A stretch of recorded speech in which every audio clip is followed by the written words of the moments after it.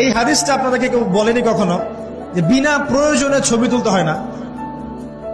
কিয়ামতের মাঠে সবচেয়ে বেশি শাস্তি যাদেরকে দেয়া হবে তারা হচ্ছে এক শ্রেণীর মুসাউবির, যারা তাসবির আঁকতো, ছবি আঁকতো বিনা প্রয়োজনে, অপ্রয়োজনীয় এবং আল্লাহ পাকের সৃষ্টির মতো সৃষ্টি করত। এদেরকে কিয়ামতের মাঠে সবচেয়ে বেশি মর্মান্তিক শাস্তি দেওয়া হবে। এটা একটা হারাম কাজ, ক্ষেত্র বিশেষে হালাল করা হয়েছে। কিভাবে হালাল করা হয়েছে? পাসপোর্ট সাইজের ছবি ছাড়া আমার ভিসা হবে না, আমার পাসপোর্ট হবে না, আমার এনআইডি কার্ড হবে না। উলামায়ে কেরাম একসাথে বসে ইজমা করে দিয়েছেন, আচ্ছা এটা জায়েজ, এতটুকু জায়েজ। আর এই যে আমরা কথায় কথায় সেলফি আর এই ছবি, এই সংস্কৃতি কোথেকে আসলো? এটা তো মুসলিমদের সংস্কৃতি না। ছবি মূর্তির সাথে আমাদের সম্পর্ক কি?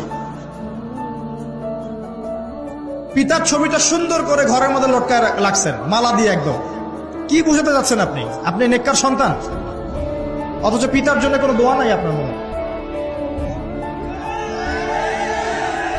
দাঁড়ান দাঁড়ান